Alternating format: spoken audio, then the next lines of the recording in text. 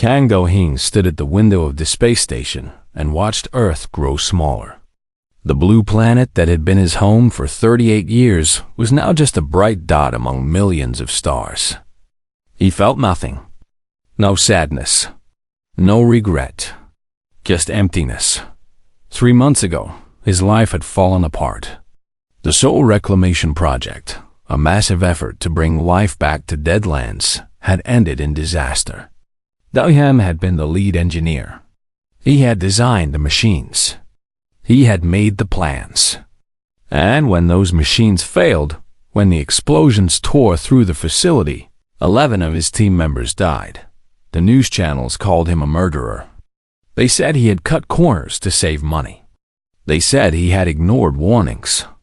None of it was true, but truth did not matter when people needed someone to blame. His wife, Yuna, had left him 2 weeks after the accident. She could not stand the reporters outside their apartment. She could not stand the hate messages. She could not stand looking at his face. Do-hing did not blame her. He could not stand looking at his own face either. When the United Stellar Commission offered him a job that no one else wanted, he took it immediately. The job was simple. Travel to an abandoned alien outpost on a distant moon. Stay there for 80 months. Study the facility. Send reports. The pay was good, but that was not why he accepted. He accepted because the outpost was far away from everyone and everything. He accepted because he wanted to disappear. The journey took 14 months in cryosleep. Do-hing remembered lying in the cold chamber, feeling the drugs pull him under. He hoped he would not dream. He did not want to see their faces again. The 11 people who had trusted him. The 11 people he had failed. When he woke up, the ship was orbiting a gray moon called Vessel. Through the window, he could see its surface. Craters everywhere. Dust the color of ash. No water. No life. Just rocks and silence. The outpost was visible from orbit. It was huge. Black towers rose from the gray dust like teeth. Crystal domes reflected the weak light of a distant sun. The whole structure was at least 2 kilometers wide, built by a species called the Velen Collective over 300 years ago. The Velen had been insect-like creatures with 6 legs and hard shells. They had built many outposts across the galaxy before their civilization collapsed. No one knew exactly what happened to them. They just vanished one day, leaving their buildings empty. Do-hing took a shuttle down to the surface. The landing was rough. Dust clouds rose around the small ship as it touched the ground. He sat in the pilot's seat for a long time, staring at the outpost through the dirty window. This would be his home now. This dead place on a dead moon. He put on his environment suit and stepped outside. The gravity was weak, about 60% of Earth normal. Each step felt strange, like walking in a dream. The air outside was thin and cold, not enough to breathe without a helmet.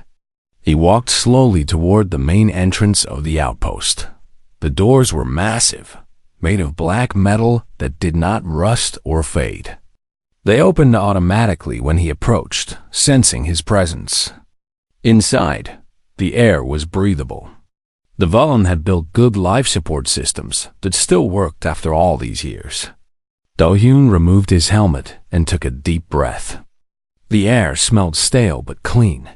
The interior of the outpost was dark and quiet. Emergency lights along the walls gave just enough light to see. Do-hing walked through long corridors, past empty rooms, past equipment he did not understand. Everything was covered in a thin layer of dust. No one had walked these halls in over 200 years. He found the central hub on the 3rd day. It was a large circular room with control panels along the walls and a high ceiling. This would be his base. He set up his equipment here. Communication devices. Food synthesizers. A small bed. Everything he needed to survive. The first week was the hardest. The silence was absolute. No wind, no birds, no voices, just his own breathing and the soft hum of machines. He talked to himself sometimes, just to hear a human voice. He worked on his reports during the day, documenting what he found.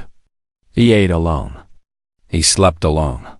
He tried not to think about the past, but the past always found him. Every night, he dreamed of the accident. He saw the fire. He heard the screaming. He watched his team members die, one by one, and he could do nothing to save them.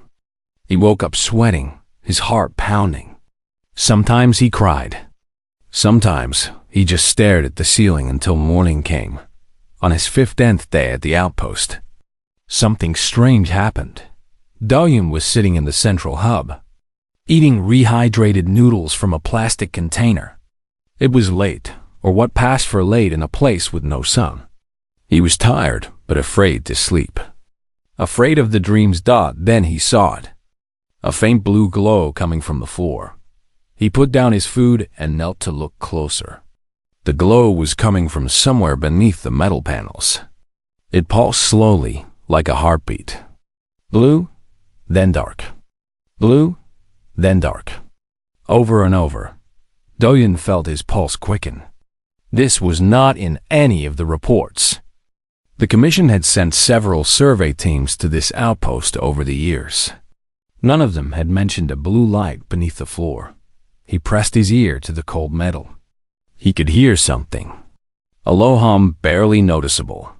It was coming from deep below.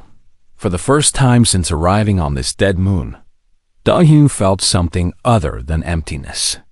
He felt curious. He felt alive. He stood up and looked around the central hub.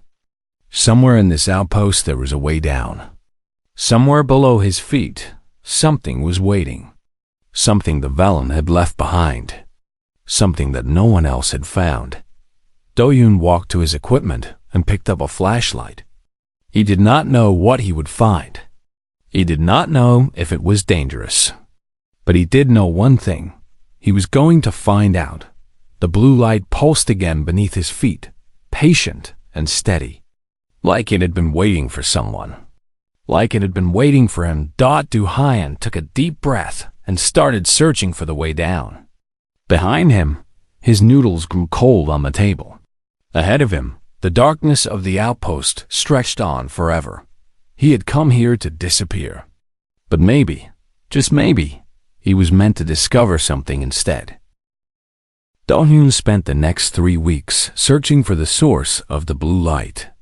He mapped the outpost level by level, room by room. The Velen had built deep into the moon's surface. The structure went down at least 20 floors, maybe more. Most of the lower levels were sealed with heavy doors that would not open. During the day, he explored. During the night, he studied the Velen language. The outpost computers still worked, and they contained thousands of documents. The Velen writing looked like scratches and curves, but the translation software helped him understand the basics. Slowly, word by word, he learned.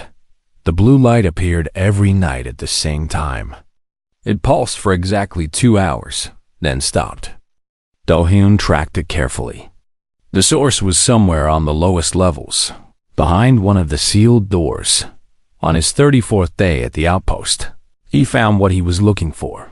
The door was different from the others. It was 3 meters thick, made of black metal mixed with something that sparkled like crystal. Strange symbols covered its surface. Warning signs, maybe. Or prayers. Do-hyun could not tell. He tried everything to open it. He used the override codes from the Velen computers. He tried cutting through with his plasma torch. Nothing worked. The door was designed to stay closed forever. But Do-hyun was stubborn. That was what his father had always said. Stubborn like a rock that will not move. Some people meant it as an insult. Do-hyun took it as a compliment. He spent 2 more weeks studying the door.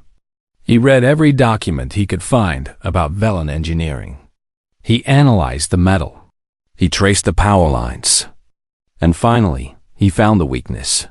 The door was not locked from the outside. It was locked from the inside. Something on the other side controlled it. Something that was still alive. Do-hyun modified his communication equipment. He sent signals through the door. Simple patterns at first, then more complex ones. Mathematics, prime numbers, universal languages that any intelligent being should understand. On the 49th day, something answered. The response was weak, barely detectable, but it was there. A pattern that matched his own. Something behind the door was listening. Do-hyun worked faster now. He established a basic communication protocol. Simple questions, simple answers. Yes or no, open or closed. Safe or dangerous. The thing behind the door seemed to understand. It seemed to be testing him too, asking its own questions, learning about him. On the 52nd day, the door opened. The sound was enormous. Metal grinding against metal. The whole outpost shook. Dust fell from the ceiling. Lights flickered. Do-hyun stepped back, his heart pounding as the massive door slowly swung inward. Beyond the door was darkness. Then the blue light came, brighter than before. It flooded the corridor, turning everything the color of deep ocean water. Do-hyun shielded his eyes and stepped forward. The chamber behind the door was the size of a cathedral. The ceiling was so high it disappeared into shadow. Strange machines lined the walls, covered in dust and silence. And in the center of the room, suspended in a column of shimmering blue energy, was a figure. Do-hyun stopped breathing. The figure was humanoid. 2 arms, 2 legs. A head with features that looked almost human. But the skin was silver white, like moonlight made solid. The hair floated around the head like strands of spun light. The eyes were closed. The body was motionless, a woman. Or something that looked like a woman. Do-hyun walked closer, his footsteps echoing in the vast chamber. His instruments showed life signs. Weak, but present. A heartbeat. Brain activity. This being was not dead. She was sleeping. He spent months studying the chamber. The Velen documents told the story, piece by piece. The Velen had found her drifting in space, inside a damaged vessel. They had brought her here, to this outpost, to study her. But they could not wake her.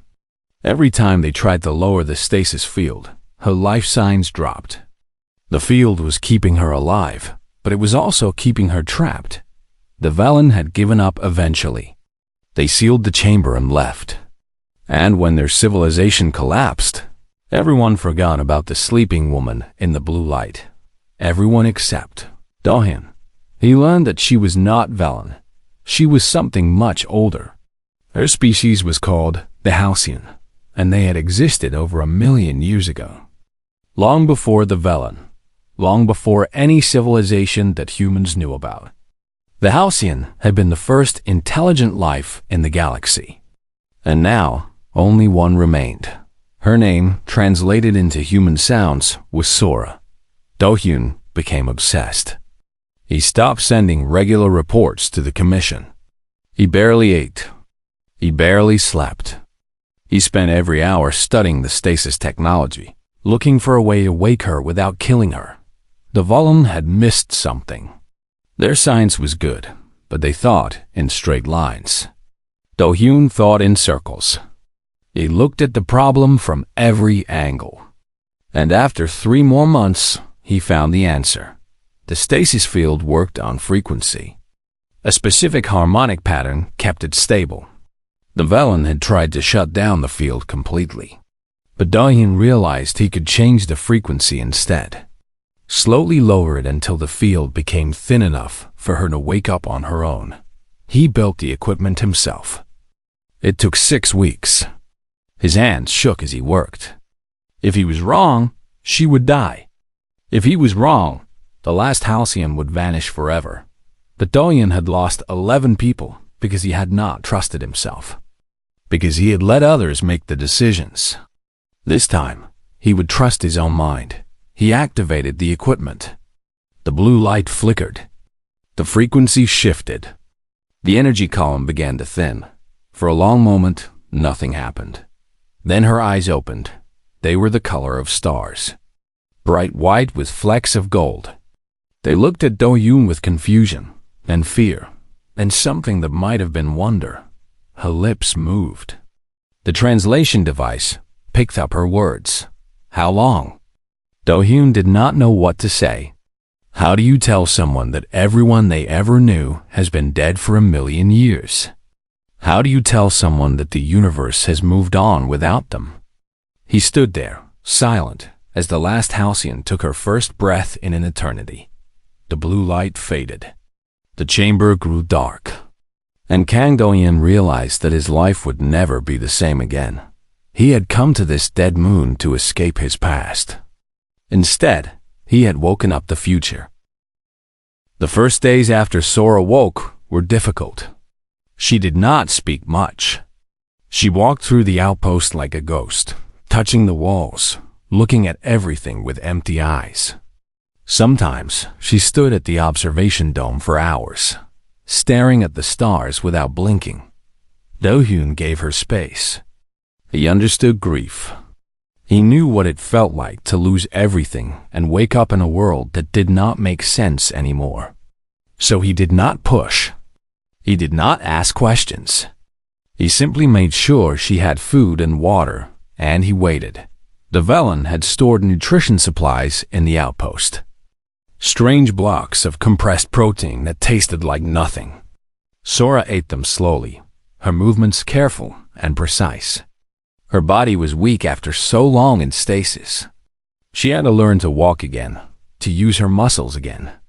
Do-hyun watched her struggle and fall and get up again. He did not offer help unless she asked for it. On the 7th day, she finally spoke. They were sitting in the central hub. Do-hyun was eating his usual meal of rehydrated noodles. Sora was looking at the stars through the ceiling window. Her silver-white skin glowed faintly in the dim light. "Your species," she said. Her voice was soft, like wind through leaves. "What do you call yourselves?" "Humans," Do-hyun replied. "We come from a planet called Earth." Earth. She tested the word, rolling it around in her mouth. "How old is your civilization?" Do-hyun thought about it. "About 10,000 years. Maybe a bit more, depending on how you count." Sora nodded slowly. To her, 10,000 years was nothing. A blink of an eye. Do-hyun could see the sadness in her face, the weight of understanding that she had outlived her entire species by ages beyond counting. "Tell me about your people," she said. "Tell me about humans." So Do-hyun talked. He told her about Earth, about the blue oceans and green forests, about the cities that touched the sky and the villages that hid in valleys.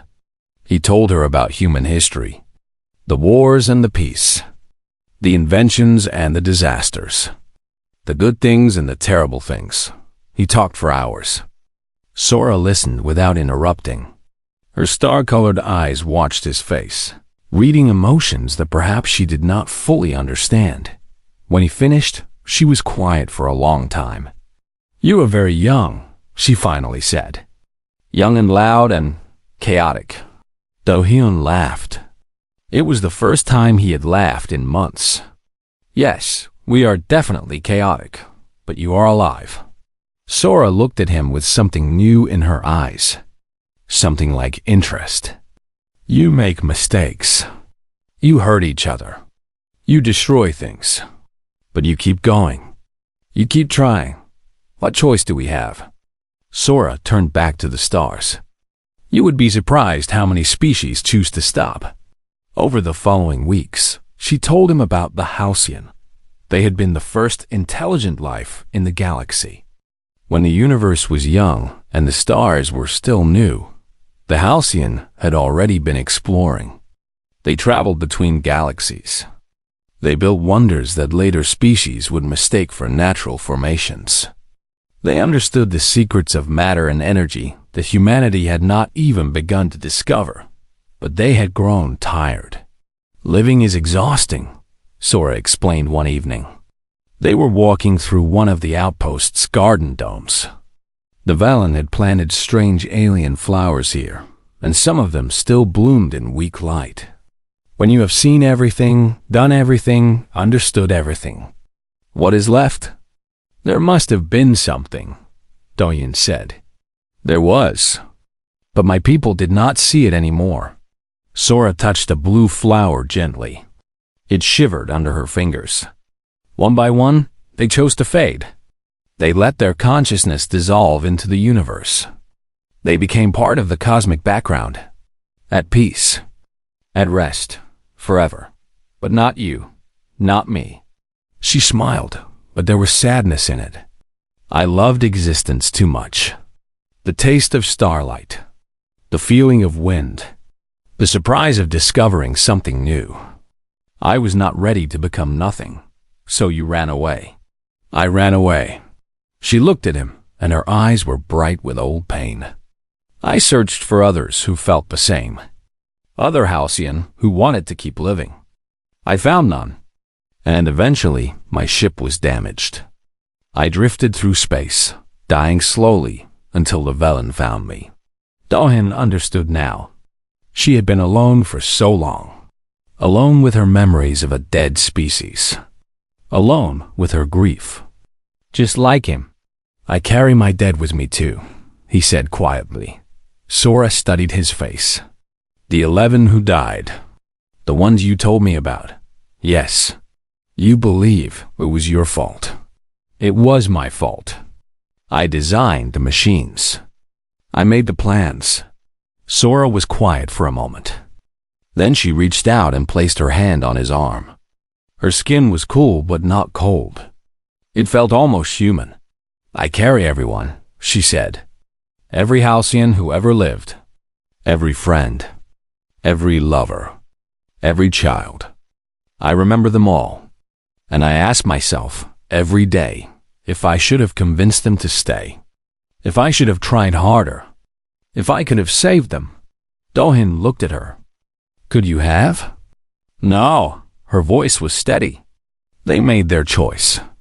Just as your people made their choice to work on that project. Just as you made your choice to lead them. We are all responsible for ourselves. That is the burden of being alive. They stood together in the garden dome, surrounded by alien flowers and the silence of a dead moon. 2 survivors. 2 people who had lost everything. 2 people who kept going anyway. Why did you answer my signal? Do-Yoon asked. Why did you let me open the door? Sora thought about it. I had been asleep for so long, dreaming of nothing. Then I heard your patterns, your questions, your stubbornness. She smiled again, and this time it reached her eyes. You reminded me of why I wanted to live. The endless curiosity, the refusal to give up. I thought, if there are beings like this in the universe now, perhaps I should wake up and meet them. And? Are we what you expected? Sora laughed. It was a strange sound, like music from an instrument he had never heard. No, she said. You are much more interesting than I expected. That night, for the first time since the accident, Do-Yoon did not dream of fire and death. He dreamed of stars instead. Billions of stars stretching across the darkness. Each one a tiny light of hope dot when he woke up. He felt something he had not felt in a long time. He felt like maybe the future was worth seeing after all. 3 months passed. Sora grew stronger every day. Her movements became more graceful. Her voice became more confident. She learned to use the Outpost systems better than Do-Yoon did. Sometimes he would find her reading old Velen documents at speeds he could not follow, her eyes moving across the strange symbols like she had known them all her life. Do-Yoon learned many things during those months. He learned that Sora could go without sleep for weeks if she wanted to. He learned that she could hear frequencies that humans could not hear. He learned that she remembered everything perfectly. Every moment of her long life stored in her mind like files in a computer. But mostly, he learned that she was lonely. More lonely than anyone he had ever met. One morning, Sora came to him with excitement in her eyes. It was the first time he had seen her excited about anything. "There is something I need to show you," she said. Something the villain never found. She led him through corridors he had not explored, deep into the outpost, past sealed doors that opened at her touch. The air grew colder. The lights grew dimmer. Finally, they reached a section that looked different from the rest. The walls here were not vellum metal. They were made of something white and smooth like polished bone. The symbols on them were not vellum symbols. They were halcyon. "My people built this," Sora said, "long before the Vellon found this moon." This outpost was constructed on top of an older structure, a halcyon archive. The door ahead of them was massive, 20 meters high. Sora placed her hand on its surface. Light spread from her fingers, tracing patterns across the white material. The door shivered and then slowly began to open. The chamber beyond was the most beautiful thing Do-Yoon had ever seen. Light came from everywhere, soft and golden. The walls were covered with crystals that contained swirling colors, like galaxies trapped in glass. Strange machines hummed with quiet power. And in the center of the room, a massive sphere of pure energy floated in the air, slowly rotating. "This is our library," Sora said. Her voice was hushed, reverent. "Everything my people ever learned, everything we ever discovered, it is all stored here." Do-Yoon walked forward in wonder. "How much knowledge is in here?" "More than your species has gathered in its entire existence, multiplied by 1,000. Sora moved toward one of the crystal walls, star maps showing every world the halcyon touched. Biological databases with the genetic patterns of species that went extinct millions of years ago. Physics, chemistry, mathematics, art, history, everything. Do-Yoon felt dizzy. This was more important than anything humanity had ever discovered. This single room could change the course of human civilization forever. But Sora's face was serious, almost worried. "There is something else," she said. "Something I need you to understand." She led him to a smaller section of the archive. Here, the crystals were darker, almost black.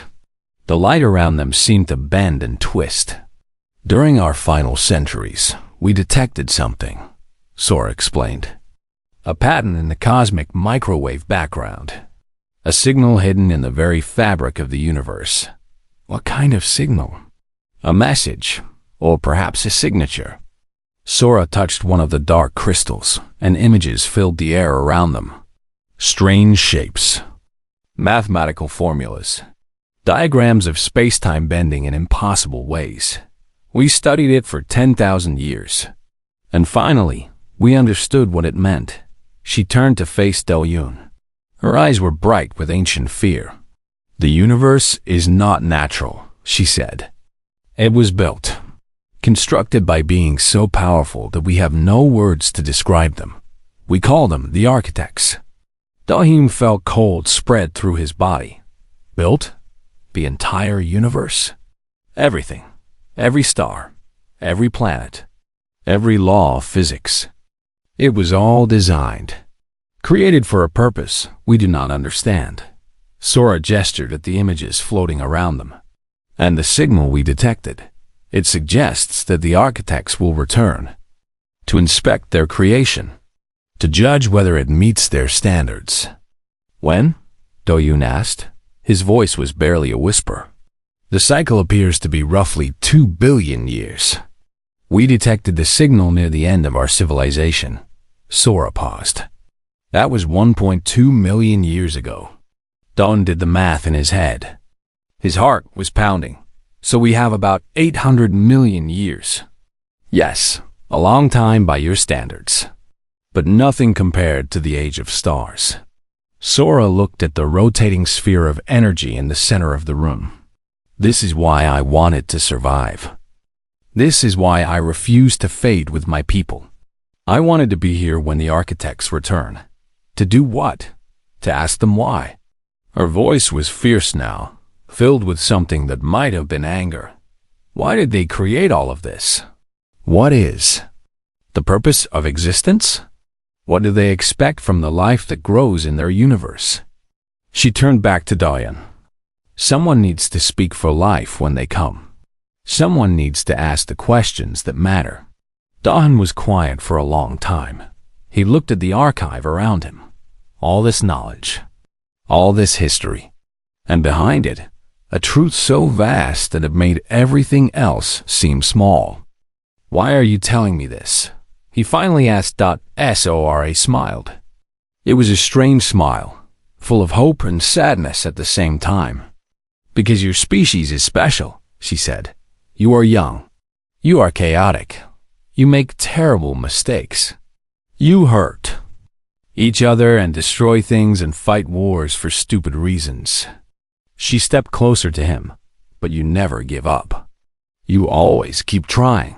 You carry your guilt and your pain, and you keep walking forward. That's not special. That's just survival. No. Sora shook her head. The Halcyon were wise. We understood. More than humans will understand in 1,000,000 years. But we forgot how to want. We forgot why existence mattered. We grew so tired of living that we chose to disappear. Her eyes locked with his. Humans have not forgotten. You still want things. You still fight for things. You still care. She reached out and took his hand. Her fingers were cool and smooth. I have watched many species through this archive, she said.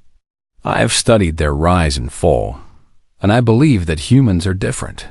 I believe that when the architects return, your species might be the one standing ready to meet them. As what? Do-hyun asked. Sora squeezed his hand. As equals. They stood together in the ancient library, surrounded by the knowledge of a dead civilization and the weight of a future too vast to comprehend. Outside, the stars continued their endless dance. The universe spun on, massive and mysterious, waiting for someone to finally ask the right questions. Do-hyun looked at Sora. She looked back at him. What do we do now? He asked. Now? Sora smiled again. Now we begin. Do-hyun spent a week writing his report to the United Stellar Commission. He chose his words carefully. He told them about the archive.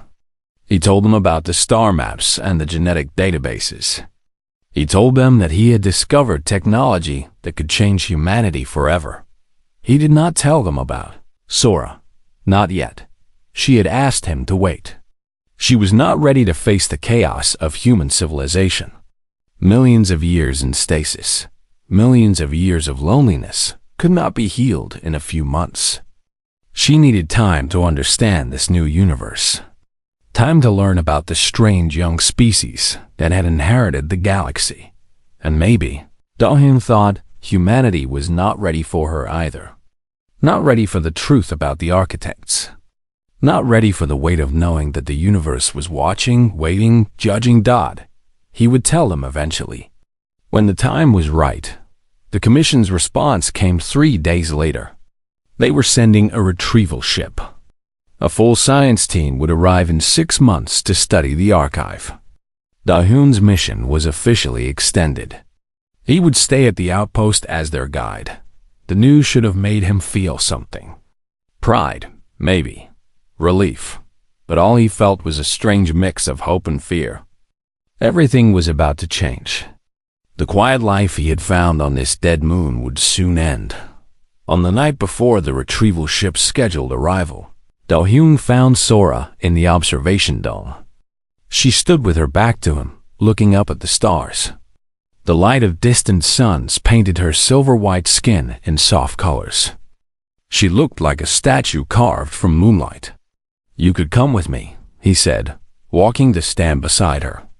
When they arrive, you could come to Earth, or anywhere else. See the galaxy with new eyes. Sora did not answer immediately. She continued looking at the stars, her expression unreadable. I have seen more galaxies than you can imagine, she finally said. I have walked on worlds that no longer exist. I have watched stars be born and die." She turned to face him. "But I have never seen a young species up close. Not like this. Not as a friend. Is that what we are? Friends?" Sora smiled. It was the warmest smile he had ever seen from her. "I think so, yes." Do-hyun smiled back. It felt strange on his face. Good strange. Like a muscle he had forgotten how to use. "So what will you do?" he asked. "Stay here. For now." Sora looked around the observation dome. "This place is quiet, safe. I can study your species from here. Learn about your history. Understand what makes you keep going when everything seems hopeless. And then, perhaps I will join you." Her star-colored eyes gleamed with something that might have been anticipation. "When the time comes to tell humanity about the architects, when the time comes to start preparing, I will be ready to help." Do-hyun nodded. It made sense. The truth about the universe could not be revealed all at once. It would have to be introduced slowly, carefully. Humanity would need time to understand, to accept, to grow. They stood in silence for a while, watching the stars together. Do-hyun thought about everything that had happened. 6 months ago, he had come to this moon to disappear, to escape his guilt, to fade away where no one would notice. Instead, he had found something incredible, something worth living for. "I was broken when I came here," he said quietly. "I thought my life was over. I thought I would spend the rest of my days alone, paying for my mistakes. And now? Now I feel like maybe my mistakes led me somewhere important." He looked at Sora. "Like maybe everything happened for a reason." Sora shook her head. "I do not believe in reasons, or fate, or destiny. The universe is random.